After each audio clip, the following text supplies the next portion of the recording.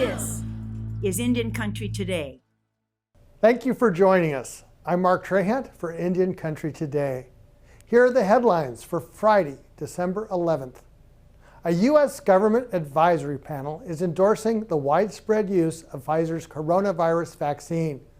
Government officials said the FDA will give its final sign-off quickly, and shots could begin Monday or Tuesday. The FDA emergency use is intended for adults and teenagers 16 and over. The decision comes as COVID-19 cases surge to ever higher levels across the United States. Deaths from the coronavirus has set an all-time one-day record of more than 3,100 this week. Initial supplies of the vaccine will be reserved primarily for healthcare workers, nursing home residents, and others with vulnerable groups next in line.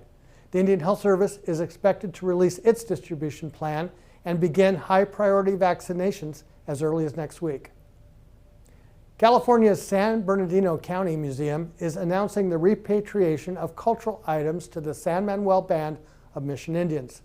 Museum director Melissa Russo says they acquired the objects in the 1980s.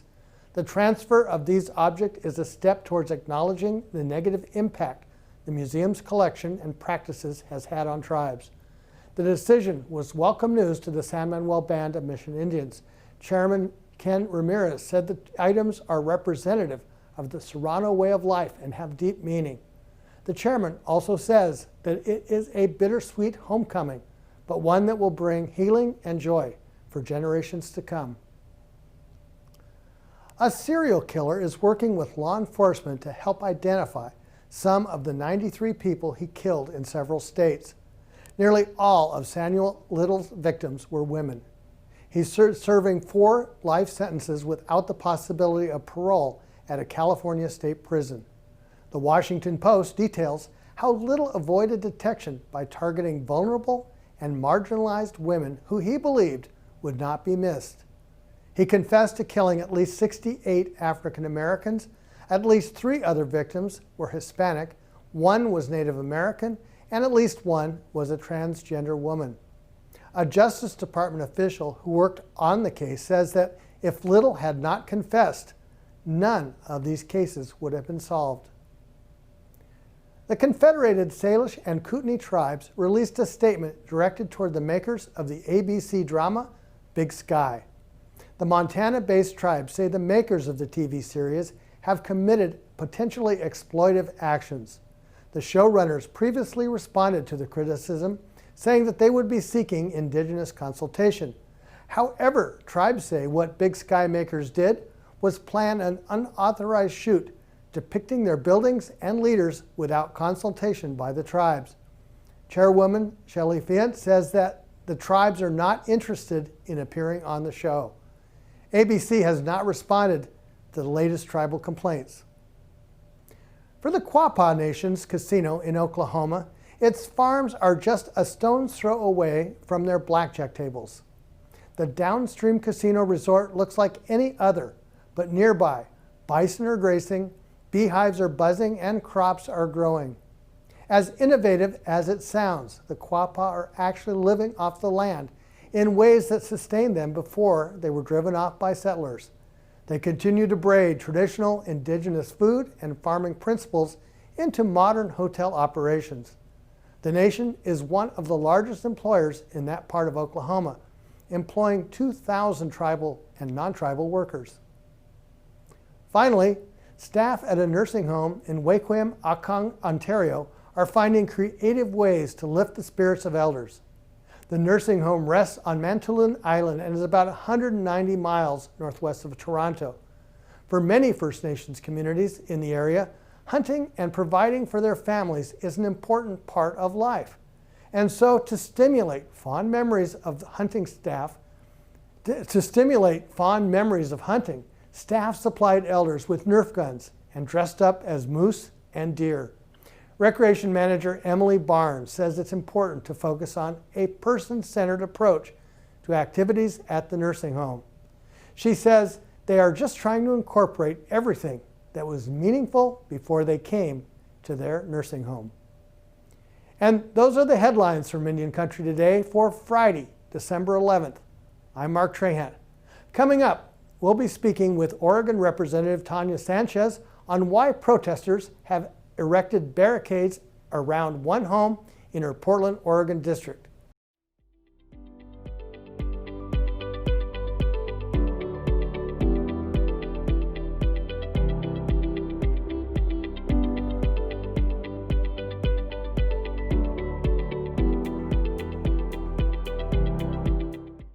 Like a lot of cities across the country, Portland has had people on the streets since the Black Lives Movement took off after the death of George Floyd.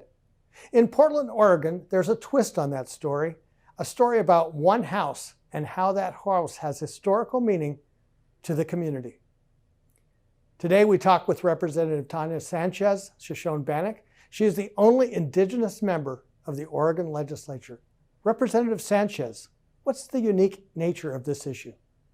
Well, my district is north and northeast Portland. It's becoming highly gentrified over the years. It used to be almost entirely Black and brown people. Black and brown people, of course, who moved up from the Vanport area, which was flooded. And then everyone lived here, and essentially redlining made it so this was the only area that you could actually buy a home. And then even that became difficult then afterwards because over the years, the sort of modernization of things and the attempting to move people out of this area, Black and brown people were just outpriced. Taxes did some different things. And the neighborhood I grew up in, which again was primarily Black folks and Native folks, is no longer there. So in many ways, there's been a magnifying glass on Portland because you have the administration in Washington doing things, the state government getting involved in different ways. And how has that helped shape this conversation for the community? Well, I will tell you, the family has been struggling with this issue for many, many years. You know, they had an incident that occurred where one of their children got into unfortunately, a legal situation, and all they did was try to, like any of us would do, take some money out of their house to try to support their child. And it ended up being a very, very bizarre sort of, realty type of legal situation where they ended up being charged twice from two different mortgage companies and essentially got into debt over it and couldn't figure out all of the details. Tried very hard to get legal services to help them around the house and couldn't do it. And the sad reality, though, that house, if you look at it, you see the video, sometimes you can look at it, it sits in a place that is being so highly gentrified that, people want that land. They want that land to build on. And it's not a huge piece of land, but it sits in a very, very pivotal place. So we're very clear that it's a developer effort to get that land. How does that work for the people that live there when the developers come in? Just the relationship between the new and the old must be very complex. It is very complex. You can see apartment complexes all around it and much bigger houses and things like that. They have declined to sell it over the years, even though they were in debt over it, even though they had struggled with it. And when the actual eviction occurred, unfortunately on September 9th, in the middle of a pandemic, and for us here in Oregon, in the middle of a wildfire crisis, that just blew it up. It just blew it up, and people responded immediately. There happened to be folks who, had broad Twitter feed situations going on, and they just blew it out. And it just became a really big deal then. And to a degree, the family is like, okay, well, at least people are finally paying attention and we can tell our story, which is great on some levels. Really, really great, because this family has historically been displaced, even though they've lived in that house for many, many years. What do you think's next in the process? Well, I'm hoping that what is next in the process is there is enough public outcry to force the flipper. It was an actual developer, somebody who's wanting to flip the house and flip the area, to sell it back. That we're getting that message now that we may be able to get it back to the family. There's a GoFundMe to try to raise the money. Hopefully it won't be too crazy. And then hopefully help the family fix the house, because what's occurred is someone has gone in and damaged the inside of the house to make it unlivable, to essentially, again, force them out. And the reason there are protesters around there is trying to keep them keep anyone from either further damaging the house or hurting the family, because of course then we have a couple of different pulls on the situation. Representative Sanchez, thank you so much for joining us today. Absolutely. Thank you. When we come back, we'll have our Reporters Roundtable.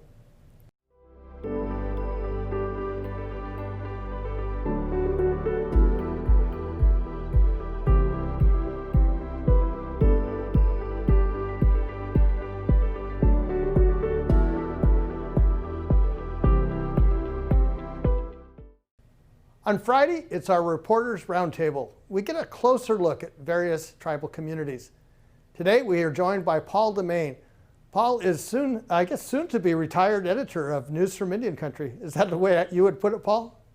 Well, I think we've already retired from the news publishing business, but we're certainly winding down what's left of what used to be the print industry, our website presence, and at News from Indian Country, and then the video components that we were shifting into in the last 8 or 9 years of the business at IndianCountryTV.com. So yeah, it's going to be sort of a little bit retired right now, more retired in the next 6 months, and fully retired by the end of next year, we hope. Yeah, I don't think you'll give up the projects, and we'll stick with that, a little bit retired. I want to talk to you about a couple of things today. First, the death of Eddie Benton Benet, you've been writing about and been a part of his life for a long time. Maybe talk first about the big picture with that. Well, the big picture is that Eddie was a very imposing personality and was well known throughout the United States and Canada, and actually in some places the world. He's really well known, mainly because of his authorship of the Mishomis book. Which is distributed amongst, it was created as more of an elementary middle school tool for recording some of the ancient stories and instructions for Ojibwe living traditions, but was used mainly by universities. Lots of orders from universities throughout the country who used them in religious studies and in cultural studies. And so he was well known in that sense, but he was an individual that I'm going to say was very unique because he's really, really the last of a line of people who grew up in that stringent environment where, in his case, Ojibwe was the first language. He was born in a wigwam. He didn't have a birth certificate. And so there was going to be all kinds of arguments about the actual date and year that he was born. But the knowledge that he carried, and he was raised in a fairly unique environment, and that is that his namesake was a high-level Medewan priest. His grandfather on his mother's side was an 8th-degree Medewan priest, and at a young age of 5 or 6 years old, he was already being utilized to remember songs and sequences and describe certain things in the lodge for the elders as a helper or a skabewis. And a skabewis, that's kind of his responsibility, as a conductor goes along on a 4 or 5 day ceremonial event, 12 hours a day in some cases from morning until sunset. They will be moving along, and all of a sudden someone would say, well, wait a minute, you forgot this. And that's the responsibility of a skabewis and helpers, to remind those elders where they're at in this intense recital of the creation story, the birthing of the nation, the emergence of the Bear Clan from the under waters and under the earth, and the migration and all that goes into it. So the Mishomis book that he published and was criticized readily at that time for writing down things that people said shouldn't have been written down, has become actually something that people who might have complained of that have purchased in great numbers for their children and grandchildren, to give them structure about what the clans were, what the migration story was. And those things are like a Head Start, first grade 101 maybe in the college or something like that. Those are introductory things that you might hear, and they weren't so much secret as they were proprietary. I'm going to say proprietary information in the lodge. You don't become a doctor by saying you're a doctor. You go through an educational sequence, which is what the lodge is about. Not so much secret, but as a sequence of events leading up to that level. And Eddie Benton carried all that. So we lost a tremendous lot, and he was in education his entire life. from educating people around the lodge until he ended up being the founder of the Red Schoolhouse in Minneapolis, the AIM Schoolhouse there, Heart of the Earth, Lakudere school system, tribal school system, and finally at Chingwak at the university there. And he finally received his doctorate in education here a few years ago. Tremendous individual in education, fluent, a teacher, a helper, a father, an adopted father of, I'm going to say, hundreds of kids, namesakes that he's given out in naming ceremonies, probably in the thousands. So yes, unbelievable personality that we've lost in the community and in the region for people who relied upon him in the United States and Canada. One of the things I've noticed with the stories about his death is that it's brought light to two things about Meadowan religion, one being the structure and two, the majesty. And those aren't stories that are often told. I mean, it's because of the proprietary nature you talked about, but this is telling the larger world that there's a significance here. And I think that's a beautiful story too.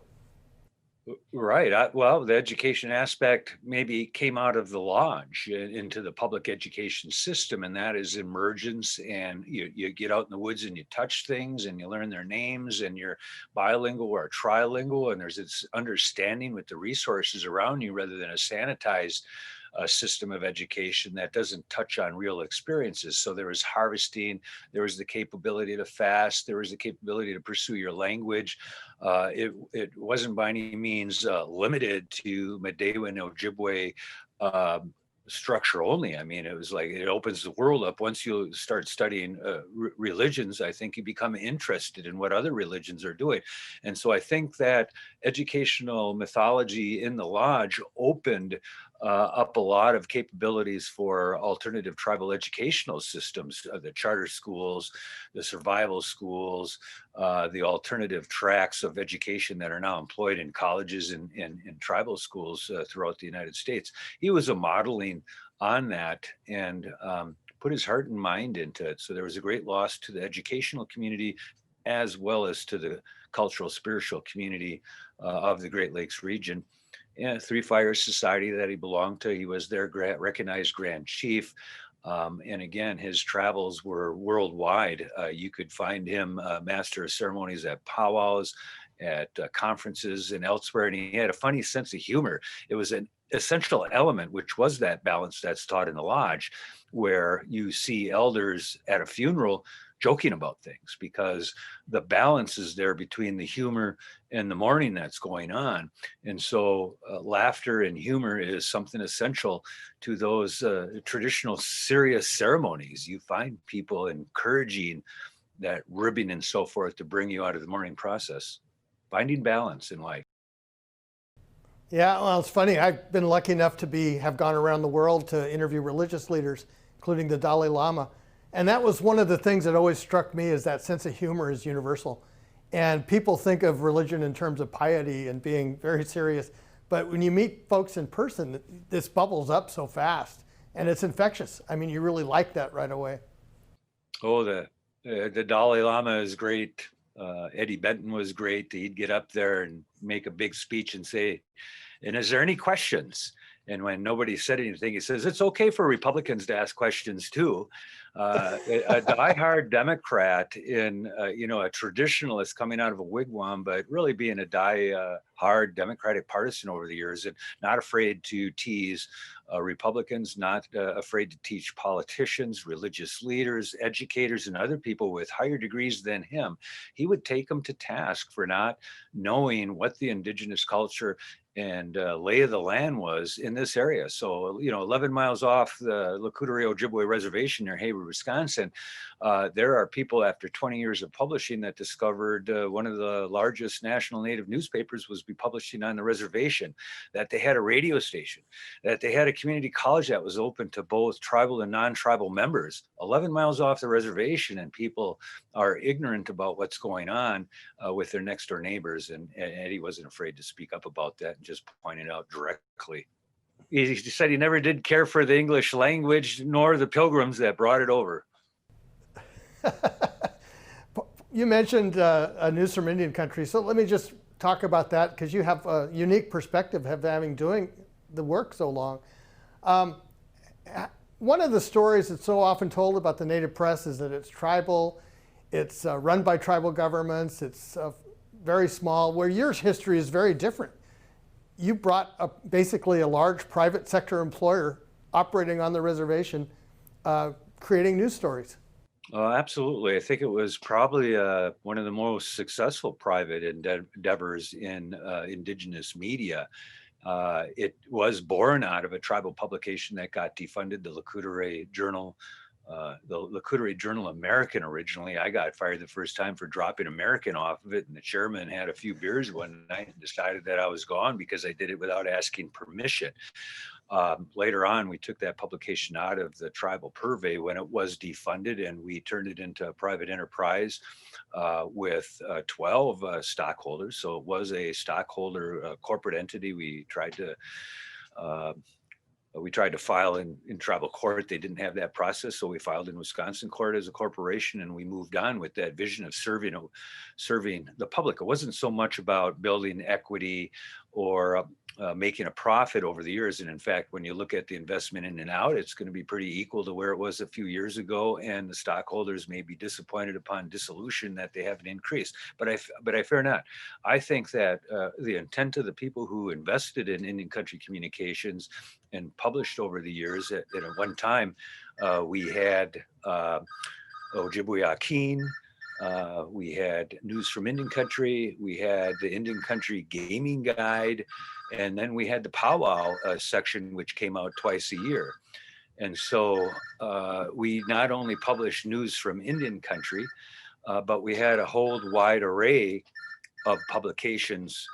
And here's one of these things where modern day things where it interrupts because you didn't mute your phone before you did your Zoom.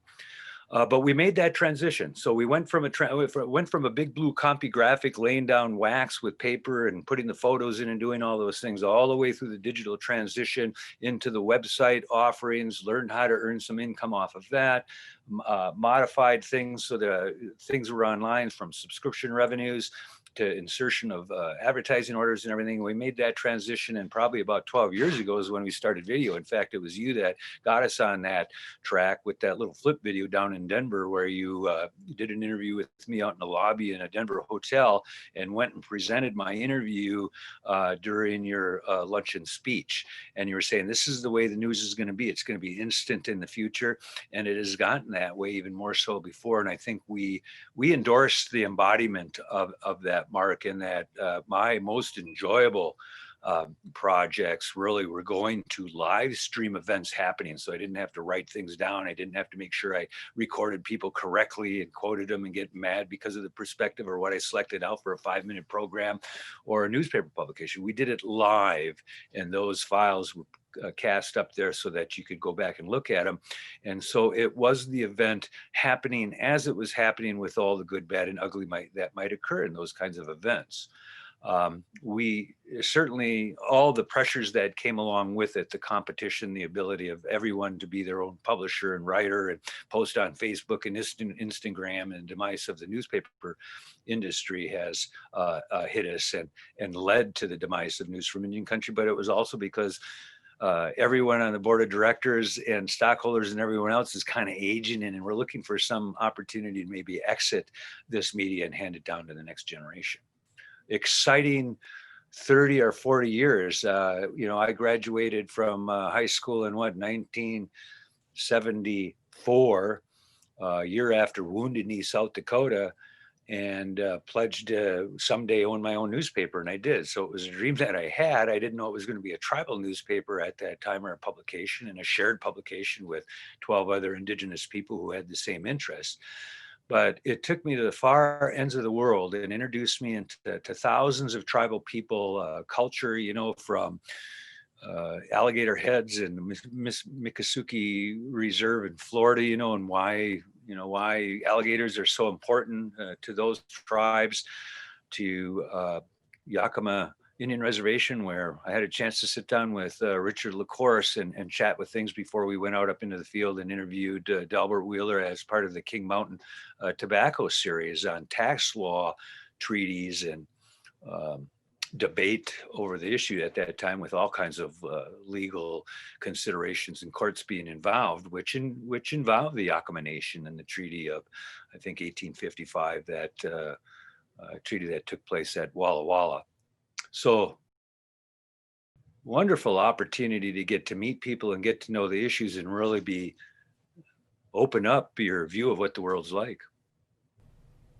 Thank you, Paul. And as you begin your new career, we will look forward to having you on the show again.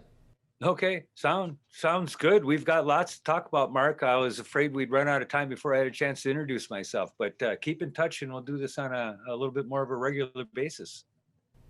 Sounds good to me. That will do it this week for Indian Country Today.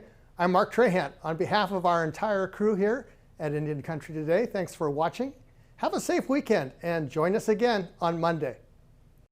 You got to take a stand just because you know you can. Oh, you got to run, you got to run.